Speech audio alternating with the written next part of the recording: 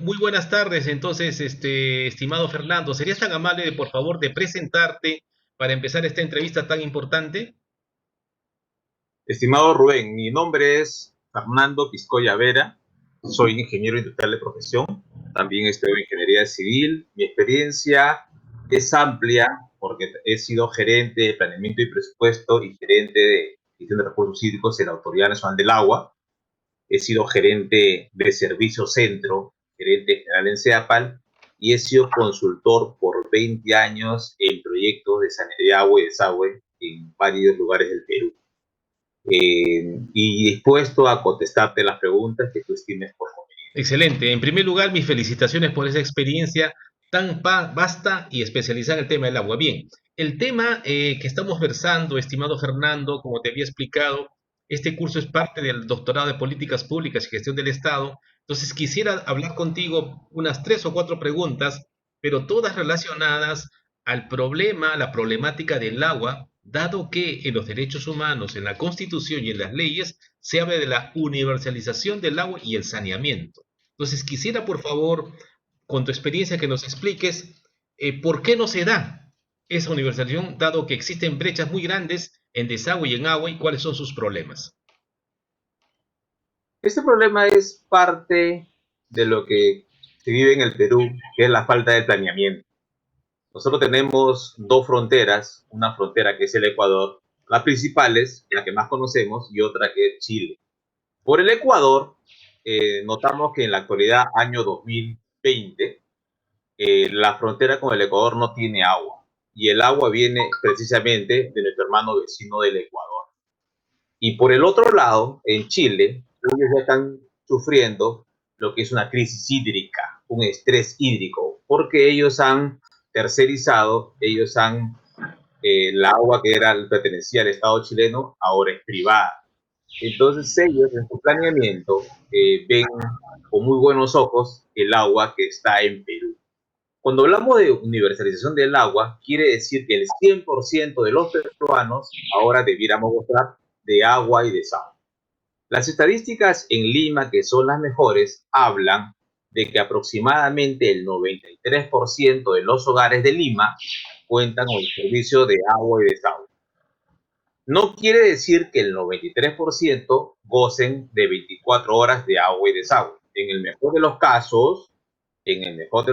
En algunos lugares de Lima se goza de 24 horas, pero son muy pocos. Hay lugares en que solo tienen agua 2 horas al día o algunas horas dejando un día.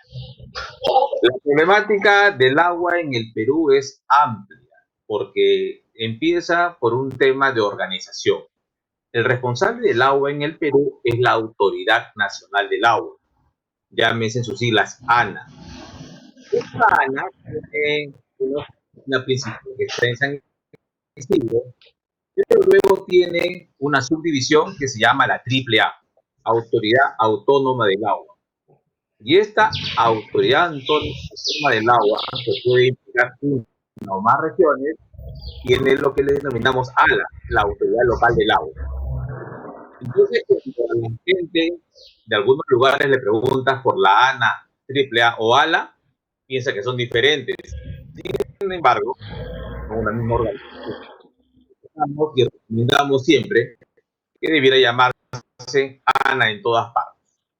En segundo lugar, si bien es cierto, es la Autoridad Nacional del Agua, sin embargo, este jefe de la Autoridad Nacional del Agua tiene el rango de un director general, o sea, no tiene rango ni de ministro ni de viceministro, simplemente tiene el rango de un director general. Y es más, depende del sector agricultura.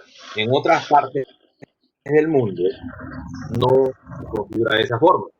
El obra pública puede estar ahí o puede estar donde correspondería, que es el Ministerio del Ambiente. En el Perú está dentro del Ministerio de Agricultura. Y cada jefe que entra de la ANA no tiene ni idea de la importancia que tiene esa institución en el Perú. Porque el agua es la base del desarrollo en todos los países. Se van cambiando un jefe a otro que dura entre un año o año y medio y van cambiando y adolecen de lo principal, que es el planeamiento a futuro. Si bien es cierto, las personas que han ocupado ese cargo, he sido yo, pero en el ejercicio del tema, pero sin embargo los demás han sido cargos ocupados por gente de confianza, por ser amigo, porque, bueno, alguien tendría que estar en ese cargo.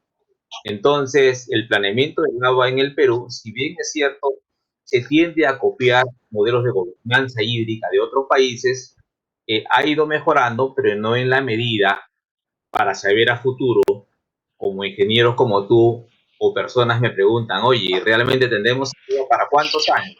¿Qué cantidad de agua tenemos? ¿En cuánto podemos crecer? ¿Cómo van las exportaciones? ¿Cómo va el crecimiento? ¿Es verdad que en unos años van a haber guerra por el agua? Dentro de lo que es la universalización del agua.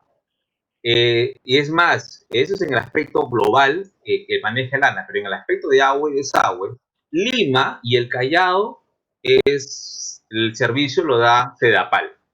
Pero cuando hablamos de provincia, están las CPS. Las CPS dependían básicamente, o dependen básicamente de las municipalidades, pero ahora, ya hace un par de años, se ha implementado una institución que se llama la OTAS, ¿correcto? Que es la que se encarga de fortalecer el servicio de agua y desagüe a nivel de las provincias de las regiones. Sin embargo, notamos que los esfuerzos que se hacen todavía son pocos, porque esa cobertura, esa universalización del agua se hace complicada. Me voy a referir a mi experiencia específica en lo que es Sedapal. Habíamos hablado que un 93% de los ciudadanos de Lima gozan del servicio de agua y desagüe. Hace unos pocos días, ya esperando que tú me convocaras seguro, y no teniendo mucho que hacer, después de haber leído varios libros y haber visto todas las películas de Ana Tarre, he escrito un artículo que te lo he pasado, muy interesante, que habla de la importancia del agua en épocas de emergencia nacional. Y cuando hablo de emergencia nacional, me refiero a esta etapa de la pandemia, que es muy importante, donde la gente utiliza agua todo el día, Claro. donde te donde te lavas todo el día y estamos en un desierto. Me refiero también en caso que haya un terremoto, un desastre nacional, que sería de los limeños y de los peruanos. Te hablo también si mañana o el próximo año volviera el fenómeno del niño costero. Todas esas cosas pueden estar planificadas, pero lamentablemente todavía no veo. Refiriéndome un poco más a la universalización, los políticos se han encargado de manosear, de manipular este tema. Siempre ofrecen el 100% de agua y desagüe, pero nunca hasta ahora se ha podido cumplir. El Lima es la segunda ciudad más grande del mundo y está justo en un desierto. La única más grande que Lima es el Cai. Nosotros captamos agua a 4.500 metros sobre el nivel del mar, en las alturas de Junín, y nos alcanza para todo el año. Siempre estamos pensando y rogando que las lluvias vuelvan en noviembre. Este año, por ejemplo, hemos tenido suerte, ha llovido bastante, tenemos agua, pero la demanda es fuerte, porque no creo que en 15 días o un mes la situación se vaya a normalizar, es decir, va a haber mucha gente en las casas. Entonces, los próximos meses, ir viendo cómo vamos para poder regular este servicio del agua. Ahora estamos siendo más claros con respecto a la enfermedad que nos está el agua, debemos cuidarla. Y no tendríamos por qué temer si en algún momento la empresa tiene que un poco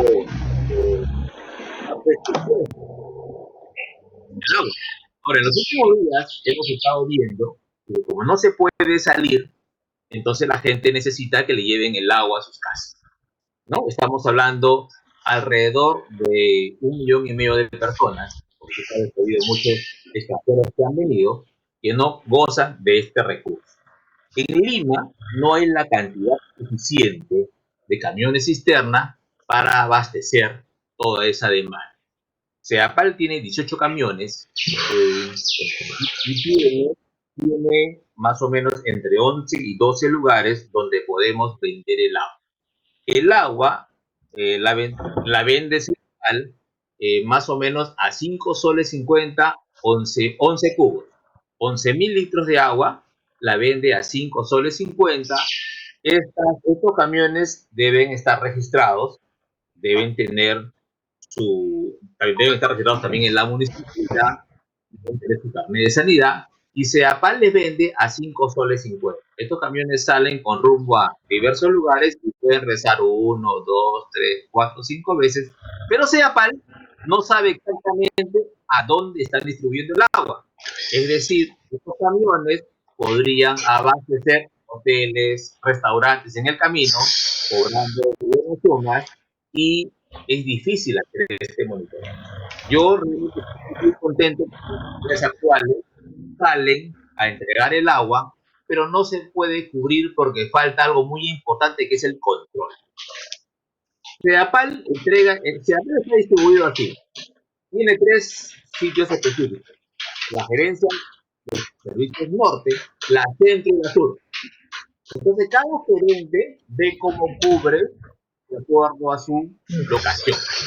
Cuando yo fui gerente de servicio centro en la problemática de San Juan de Lurigancho, Cajamarca, planteé lo siguiente, ¿no?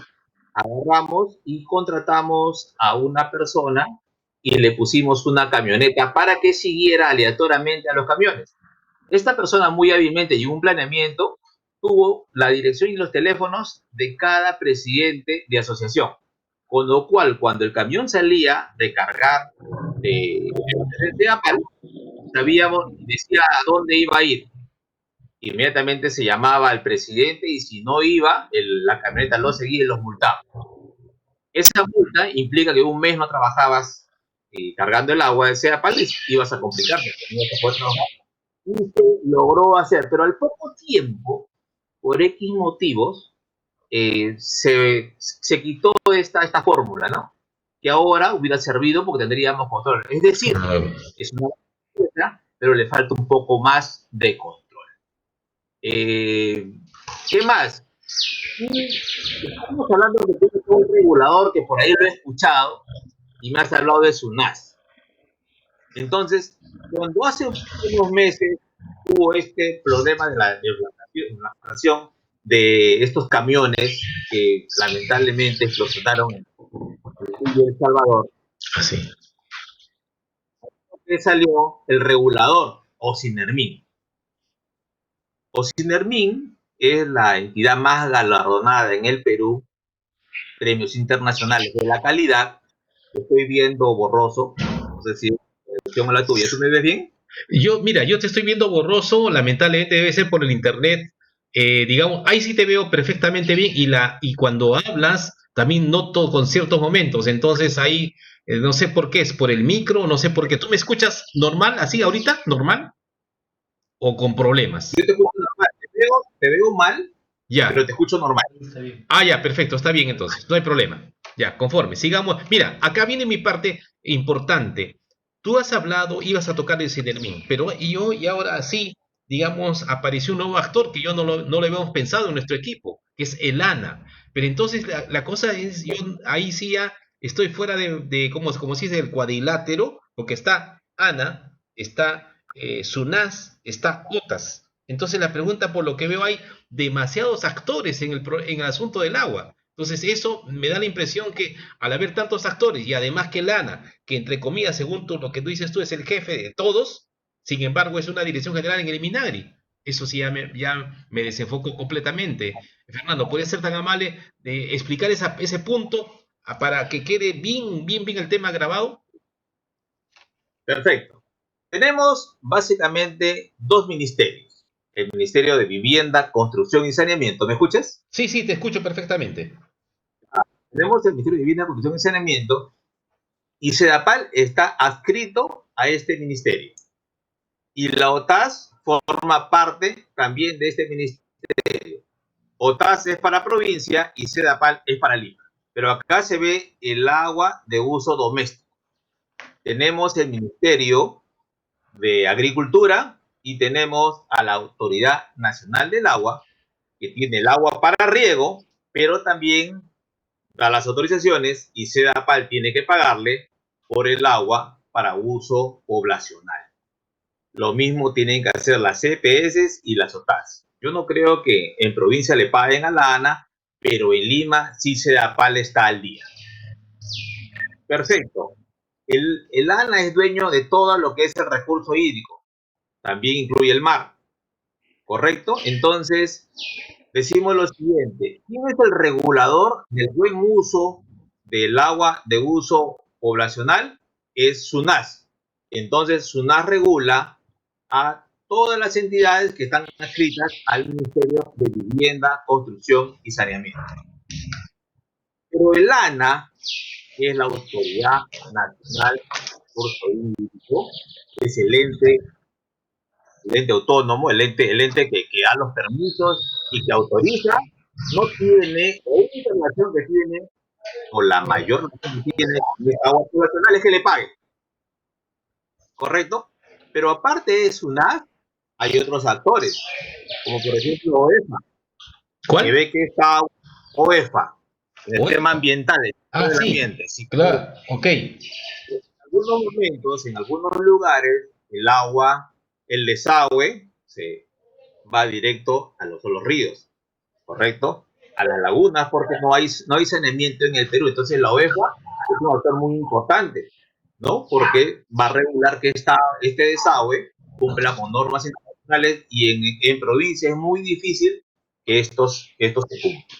Entonces van surgiendo más actores, pero hay actores que debían tener más protagonismo. Y cuando hemos conversado, tú me dices que el trabajo es la SUNAS.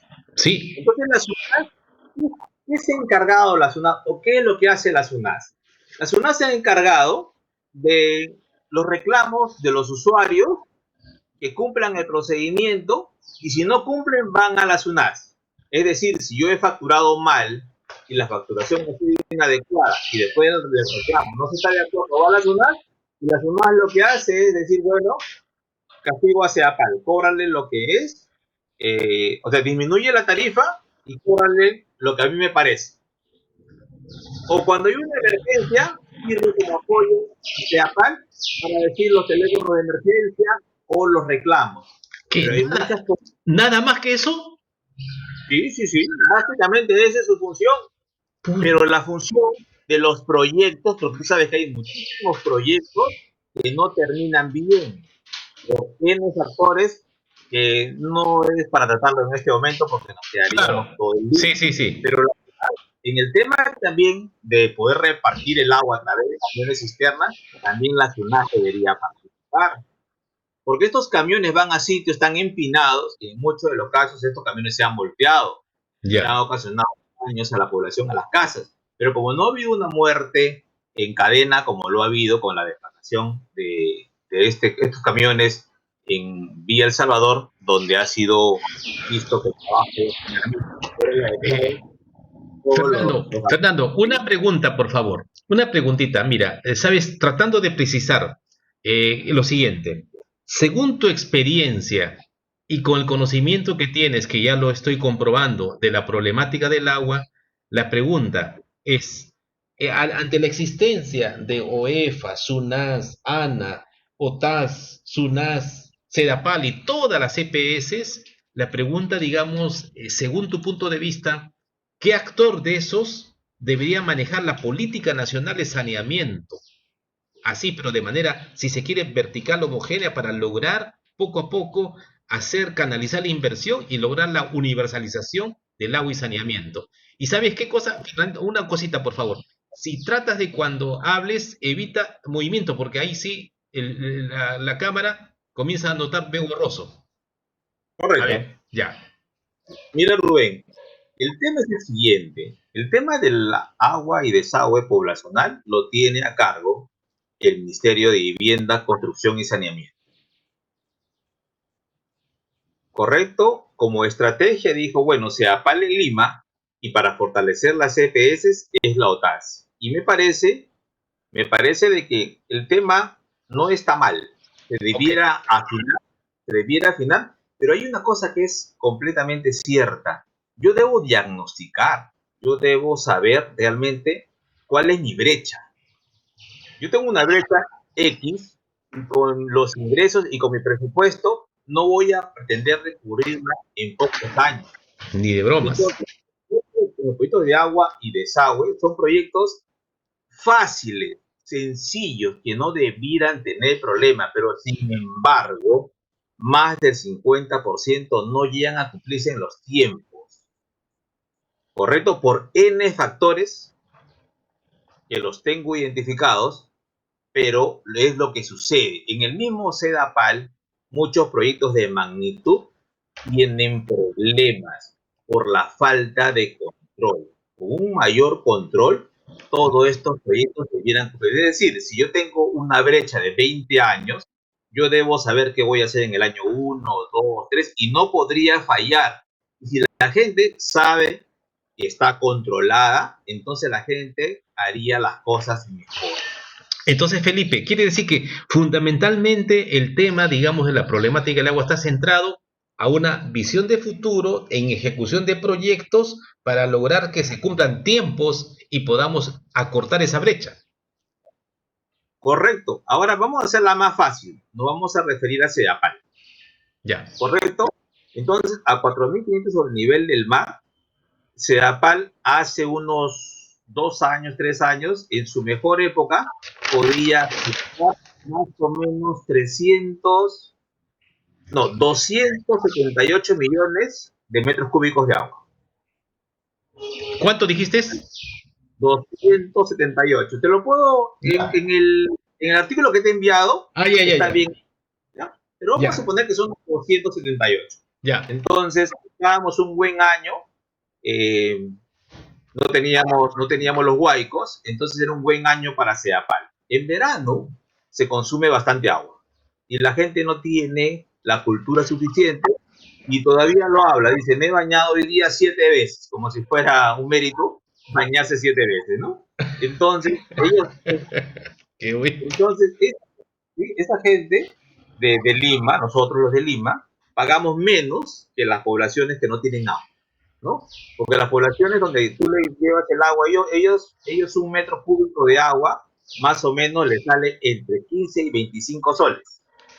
15, 25 soles. Oye, no puede ser. Sí. ¿Y en Lima cuánto nos sale? En Lima nos sale, bueno, la tarifa habla de 18 metros cúbicos, o sea, nos saldría más o menos 25 soles, 30 soles. Ellos pagan muchísimo más. Entonces ahí se viene un problema grande, un problema que es el control de la ANF. La ANF es el agua no facturada, que debería ser el principal indicador de una empresa prestadora de servicios, una EPS como SEDAPAL. ¿Por qué? Porque en un producto normal, si yo compro, soy una empresa de ventas, o si yo fabrico 100%, debería vender el 100%. En una empresa potabilizadora de agua o una empresa de servicios de agua y desagüe como SEDAPAL, se pierde actualmente el 31.5% del agua. 31%. 31.5% es el promedio de agua no facturada. Hace 3 años, cuando yo estuve, estábamos en 21.5, 22. O sea que hemos empeorado por varios factores. Un factor es que han envejecido las redes. Claro. Falta de mantenimiento y falta de control por una mala facturación. Ejemplo, tú te has dado cuenta que en el cono norte hay muchísimos hoteles. Claro. Es lo que más ha crecido en el cono norte. Entonces, SEDAPAL le llama unidades de uso cuando tienes un baño y un caño. O sea, hay casas, un baño y un caño, y es una unidad de uso. En un hotel puede haber 50 unidades de uso, tiene 50 cuartos. Entonces, ¿qué hacen ellos? Agarran, a la hora que van a medir, ellos violan los medidores. Entonces, y esto es bien fácil, ¿no? Agarras un tubo, una registradora, rompes la tubería y cuando llega la gente de SEAPAL, dice, oye, sí, efectivamente ha sido violentado y le vamos a cobrar el ¿correcto? Y se han organizado bien que cada mes siempre están pagando como si fuera una unidad de uso. Esto es bien sencillo, ¿no? Porque yo me doy cuenta de ello y que ya se deben haber dado cuenta. Entonces, ¿qué hago? La primera vez le digo que si lo vuelve a hacer, le quito el medidor. Claro. Y la segunda vez digo, ¿sabes qué? Perfecto, te voy a cobrar por 50 unidades de uso. Si es que tú me vuelves a vulnerar el medidor. Y con eso, que no es magia, podríamos disminuir radicalmente. Oye, Fernando, una consulta. Yo quiero preguntarte con la idea un poco de aterrizar, aprovechando tu experiencia y te felicito nuevamente por eso. ¿Cuáles serían vamos a llamarle, las tres acciones claves que tú dirías, oye, con esto, con esto, con esto, o si quieres cinco, podríamos empezar a solucionar la problemática del agua y sobre todo pensando en la universalización del agua y saneamiento? ¿Cuáles serían esas medidas cortas que tú señalarías? Mira, hace un tiempo hice un diagnóstico y encontré los 120 principales problemas de SEAPAL. De los 120 principales problemas de SEAPAL, los categoricé en 4 categorías, o en 5 categorías, ¿correcto? Una de ellas, obviamente, es la atención de calidad, porque merecemos una atención de calidad. Otro eran los factores de riesgo. Otro era este tema de que es una empresa que debiera tener mayores beneficios para poder invertir mayores